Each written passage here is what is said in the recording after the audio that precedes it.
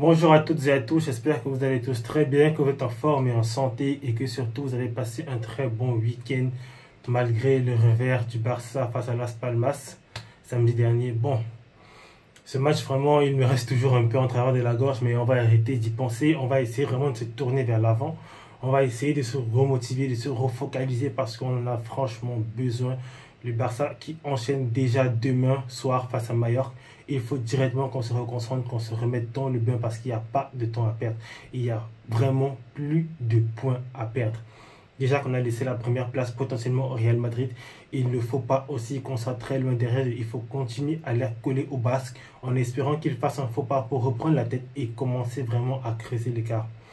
Donc, avant de parler du match, j'aimerais revenir sur quelques actualités que j'ai trouvées un peu pertinentes. On va commencer tout de suite par le calendrier du Barça durant ce mois de décembre. On voit qu'on va affronter Mallorca, le Betis Séville, le Borussia Dortmund, les Leganés et enfin l'Atlético de Madrid. Et franchement, c'est quand même des matchs assez costauds, c'est quand même des matchs assez compliqués à aborder. À part les Leganés qui franchement, si le Barça ne leur donne pas une correction, ça va vraiment m'énerver. Mais le reste, c'est quand même des matchs assez difficiles, que ce soit les Betis, que ce soit Mallorca, que ce soit l'Atlético. C'est vraiment des matchs assez compliqués, donc il va falloir qu'on soit vraiment concentré, qu'on soit vraiment directement remis en fait des conneries des matchs derniers et qu'on se reconcentre rapidement. Ensuite, autre actualité, l'explication de l'arbitre pour ne pas avoir donné les pénaltys commis sur Koubarsi. Il ne te voit pas. Les gars, là je vais ouvrir une petite parenthèse sur l'arbitrage en Liga et franchement, c'est pas possible.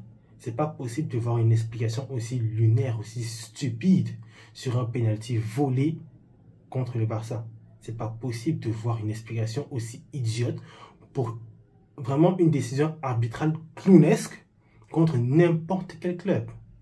Si ça aurait été le Real, si ça aurait été l'Atlético, si ça aurait été Leganés, j'aurais dit la même chose. C'est extrêmement clownesque. Parce que tu ne peux pas dire que tu ne vas pas sanctionner un joueur qui commet une faute aussi grave juste sous prétexte qu'il ne voit pas l'autre arriver. C'est pas possible. C'est comme si je suis en train de dire, je suis en voiture et je vais griller un feu rouge, je vais dire je ne l'ai pas vu. C'est pas, ça ne marche pas comme ça. Je suis désolé, tu es censé faire attention à comment tu mets ton pied, à comment tu positionnes ton corps. Et c'est pas pour dire que les erreurs n'arrivent pas, que les actions n'arrivent pas, mais ça ne veut pas dire que s'il commet des fautes de cette façon-là, il ne doit pas être sanctionné par un penalty. C'est pas possible. Et vu le nombre de fautes graves qui a été commis contre le Barça durant ces matchs-là, on ne parle même pas de ce que Sandro a fait à Baldé, on ne va même pas parler de la faute que Pau Victor a reçue. C'est pas possible de ne même pas avoir des penalties sur des actions aussi flagrantes que ça. Et les gens vont venir me dire en commentaire, non, je n'ai besoin de pénalty pour gagner le match. Ça veut dire qu'on n'a pas été bon, on n'a pas été fort. Oui, on n'a pas été bon, on n'a pas été fort, mais donnez-nous quand même des pénaltys si on les mérite. Parce que ça fait partie du jeu. Le Real, il y a des matchs où ils sont nuls, mais ils ont deux pénaltys et ils remportent le match. Ils gagnent 2-0, ils rentrent chez eux avec les 3 points. Et c'est pas possible que quand c'est le Barça, on essaie de tourner ça d'une façon différente, on essaie de dire non, on n'a pas un. Mesdames et messieurs, s'il y a pénalty, point barre. Parce que ce sont des faits de jeu qui peuvent te changer un match, voire même une compétition. Parce qu'aujourd'hui, là, c'est 3 points qu'on perd. Maintenant, on est potentiellement derrière le Real. Si le pénalty contre Koubarsi avait été donné, et celui contre Pau Victor avait été donné, et qu'on réussit à mettre les deux, on peut potentiellement rentrer chez nous avec une victoire. Malgré le fait qu'on a été nul, on rentre avec les 3 points. On rentre avec les 3 points. Donc, on va venir me dire ici que non, machin et tout, l'arbitre, on a été nul, on a été nul. Oui, on a été nul, on accepte. Donnez-nous quand même ce qui nous est dû, qu'on puisse rentrer avec nos points. Et puis après, on va essayer de s'améliorer, on va essayer d'arranger. Là, l'équipe peut travailler plus sereinement, de façon plus posée, parce que au moins, le plus dur a été fait. Donc, s'il vous plaît, l'arbitrage en Liga, là, et c'est tout le temps pareil, ils sont nuls. Il va falloir qu'on commence vraiment à les surveiller, qu'on commence vraiment à voir vraiment ce qui se passe. Parce que ça va faire quasiment 3 matchs que c'est pas possible. Que c'est pas possible. Que ce soit contre la Real Sociedad avec le but, le hors-jeu inexistant qu'on a créé là-bas pour nous retirer ce but-là. Le match dernier avec les fautes, vraiment avec l'arbitre qui a fermé ses yeux, même le match contre le Celta avec des fautes, l'arbitre vraiment c'est comme s'ils sont aveugles. Les gars, franchement, il va falloir qu'on commence à sanctionner ces arbitres-là qui ne veulent pas se gérer. Même s'il faut piquer dans leur portefeuille, dans leur gagne-pain pour qu'ils commencent à ouvrir les yeux, il va falloir qu'on le fasse. Parce que ces gars-là ne font pas leur job comme il le faut. Donc, on va pas essayer en train de la faire de complot et tout. La Liga, les arbitres sont nuls. Il faut soit vraiment qu'on commence à les sanctionner, ou bien qu'on les entraîne un peu mieux, qu'on se rassure qu'on a un arbitrage de qualité durant des matchs d'un championnat aussi incroyable que la Liga. Donc vraiment, il va falloir que la Liga se gère, qui commence à surveiller ça et qui commence à regarder qui arbitre et comment est-ce qu'ils le font. Ensuite, concernant Olmo, apparemment, il n'a pas joué samedi en raison du gêne au niveau du pubis. Dans un premier temps, il sera titulaire contre le Real Mallorca après-demain mardi. Bon, les gars, concernant Olmo, franchement, c'est un bon joueur, c'est un joueur extraordinaire. Vraiment, on a besoin de lui à ce poste numéro 10. Il fait énormément de bien, que ça par son placement, que ça par vraiment ses passes magiques. Il a ces petits trucs-là que beaucoup d'autres joueurs au Barça n'ont pas. Il a vraiment ce truc-là dont on a actuellement besoin pour commencer à être un peu plus créatif devant. Mais il va falloir qu'on commence à se poser des questions parce que s'il n'arrive pas à enchaîner les matchs, qu'est-ce qu'on fait? Parce qu'il est extrêmement fragile, les gars. Le match d'avant, celui contre Brest, il ne joue pas le match complet. Il est sorti au milieu du match. Et maintenant, ce week-end, ce samedi, il n'a même pas joué une minute. Et si après 60 minutes, mon ami, tu commences déjà à ressentir les gènes, ça se complique. Mon gars, ça se complique. Donc vraiment, il va falloir qu'on fasse attention à ça. Je ne sais pas ce qu'il y a de faire vraiment. Peut-être des exercices complémentaires, de l'entraînement de plus ou des trucs un peu, je sais pas quoi. Mais il va falloir qu'il soit là, qu'il soit présent parce qu'on aura besoin de lui. Et il va falloir qu'il puisse commencer à enchaîner les matchs. Je ne sais pas par quel miracle ils vont réussir à travailler ça. Je ne sais pas avec des entraînements spéciaux peut-être. Je ne sais pas. Peu importe ce qu'il faut faire. Mais ce mec-là, il va falloir qu'il joue plus souvent. Il va falloir qu'il soit disponible plus souvent. C'est pas à dire qu'on va commencer à mettre sa santé en danger. S'il n'est pas prêt à jouer, il ne joue pas. Mais il va falloir qu'on trouve une solution vraiment pour qu'il soit justement prêt à jouer. Ensuite, deux petites bonnes nouvelles de la semaine. C'est le fait que Léa Baldé va bien, apparemment plus de bien que de mal. Il se remet très bien apparemment. On espère qu'il pourra regagner le terrain le plus vite possible. On espère surtout qu'il ira beaucoup mieux le plus vite possible. Et aussi Araro qui a repris l'entraînement avec l'équipe, qui a pu faire la séance complète. Franchement, ça fait du bien. On aura besoin de lui. On aura besoin de joueurs vraiment assez bons. On espère qu'il va se mettre au niveau rapidement, qu'il va vraiment apprendre en fait le sens de la tactique d'Antiflick et qu'il pourra essayer de regagner sa place, qu'il pourra être assez compétitif. On ne sait pas s'il pourra la regagner vu la saison qu'est en train de nous faire Kobarsi et Inigo Martinez, mais quand même on aura besoin de lui, même s'il faudra faire souffler l'un des deux, il faudra qu'on ait des défenseurs de qualité, parce que les terroristes là, on ne va pas prononcer leur nom, franchement on ne va pas les voir, on ne va pas qu'ils sont sur le terrain. Bon, maintenant on va parler un peu du match en lui-même, le match de demain du Barça face à Mallorca, match vraiment important les gars, il va falloir qu'on prennent les 3 points obligatoirement. Il n'y a plus vraiment de place. Déjà qu'il n'y avait plus la place de perdre des points depuis la semaine passée. Maintenant, encore plus, il n'y a plus moyen de perdre un seul match. Il va falloir qu'on soit vraiment concentré. Et c'est une très très belle équipe de Mallorca qu'on a cette saison. Franchement, ils sont actuellement 6e. Ils font une bonne campagne pour le moment. Ils ne sont pas les plus extraordinaires. C'est pas le Real de Madrid. Mais ça reste comme une équipe extrêmement dangereuse. Ils sont très très très forts. Donc, il va falloir qu'on soit au niveau. Il va falloir qu'on soit au niveau, que ce soit dans l'intensité, que ce soit vraiment dans la tactique, dans la technicité. Parce que les joueurs, déjà, mon plus gros souci avec eux depuis quelques matchs, c'est qu'on sent un relâchement énorme. On a l'impression qu'ils n'ont pas envie de jouer. On a l'impression qu'ils ne veulent pas être sur le terrain. Il va falloir que ça change. Il va falloir qu'ils vraiment se réveillent, quoi. Il va falloir que ce qu'on a vu ce week-end-là, qu'on ne le revoit plus. Qu'on ne le revoit plus. Je ne sais pas par quel moyen Antiflick réussira vraiment à remotiver ces gars. Il va falloir qu'il le fasse le plus rapidement possible. Parce que si on lâche des points là, ça va devenir franchement très très très compliqué pour revenir après. Parce que le Real, on sait, c'est une équipe vraiment, une équipe extrêmement énervante. Parce que même quand ils sont nuls, on sait qu'ils vont gagner. On le voit. Donc, il va falloir qu'on soit très concentré, qu'on soit assidu. Et j'ai pas vraiment envie d'entrer dans beaucoup plus de détails. Il y a juste à dire que les gars doivent être concentrés. Ils doivent être forts. Donc, je vais aller directement dans la composition idéale. Et ce que je peux connaître pour le match, c'est quelque chose vraiment d'assez simple, d'assez classique.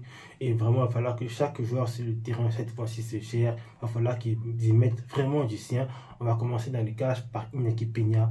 Mon gars, franchement, on espère que tu feras un meilleur match que ce que tu nous as fait le match dernier. Parce que je crois que malgré le fait qu'il y en a qui vont dire non, il n'est pas coupable. C'est vrai, tu n'es pas forcément coupable sur les buts, mais tu peux faire quand même beaucoup mieux parce qu'un gardien titulaire au Barça doit être capable de faire des arrêts décisifs parfois.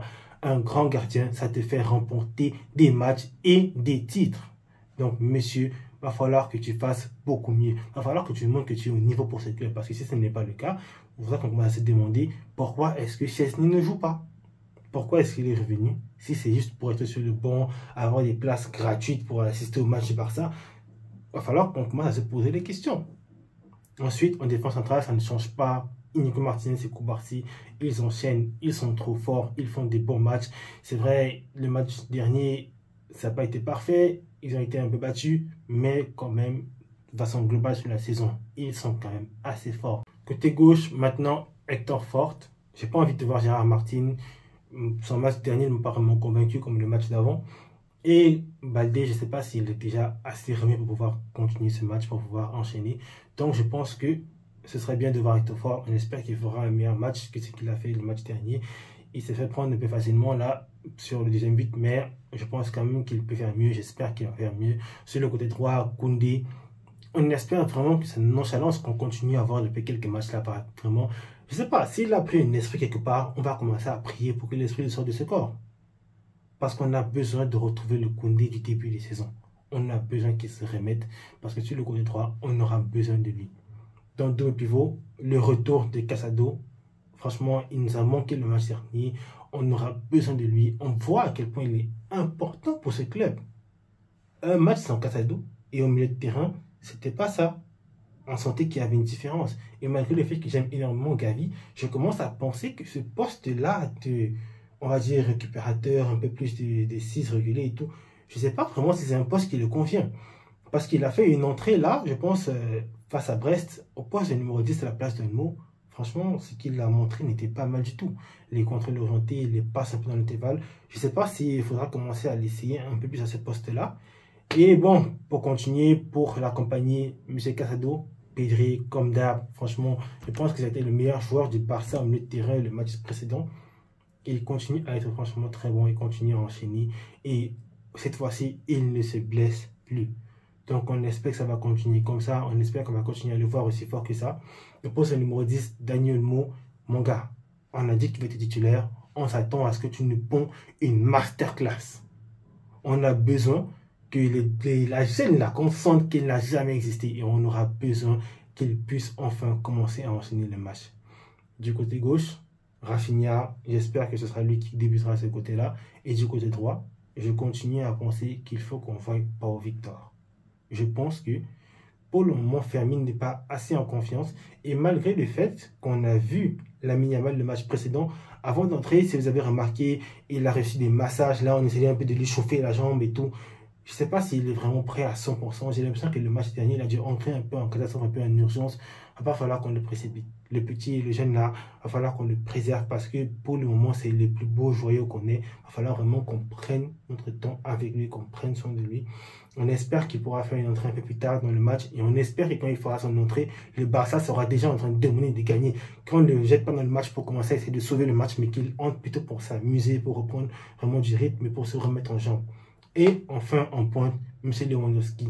Mon gars, le match passé, tu avais le Timberland accroché au pied. Ce soir, s'il te plaît, marque des buts.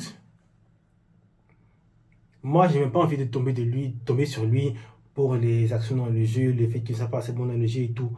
Mon gars, déjà, je pense que j'ai compris en fait que dans le jeu, ça va jamais être un Benzema ou un truc pareil. On sait que ce ne sera pas le cas. On le sait tous. Et je commence à me dire que dans le jeu, même en Aubameyang, ça ne sera pas trop ça. Donc, je pense que pour le moment, là où on a le plus besoin de toi, c'est que tu continues à mettre des buts, que tu mettes des frappasses au fond des cages. Donc, voilà mon équipe, voilà mon effectif, voilà ce que je proposerai pour le match de demain. Dites-moi ce que vous en pensez, donnez vos avis en commentaire. Vraiment, dites-moi ce que vous pensez de ce match-là qui aura lieu demain. Enfin, un match qui revient en soirée. Bon, comme je vous avais dit dans le match, les matchs en journée là, je sais pas pourquoi, hein, mais c'est quand même des joueurs professionnels. ils doivent être capables de se gérer, peu importe l'heure du match. Même si c'est à 8 h du matin, ils sont payés pour être en forme et pour être là et pour tabasser les gens à ces heures-là. Mais bizarrement, quand il y a un peu de soleil là, on devient nul. En tout cas, on espère quand même que demain soir, ça ira beaucoup mieux que ça. Les gars, comme je disais en commentaire, donnez vos avis. S'il vous plaît, likez la vidéo, partagez. Et n'hésitez pas à me soutenir en fait, en likant la vidéo, quoi. Je pense que c'est la meilleure façon de me soutenir. En likant la vidéo, en la partageant, en la visionnant jusqu'au bout. Merci à tous pour ceux qui m'ont suivi. On espère que le match de demain se passera mieux. Jusqu'à Barça.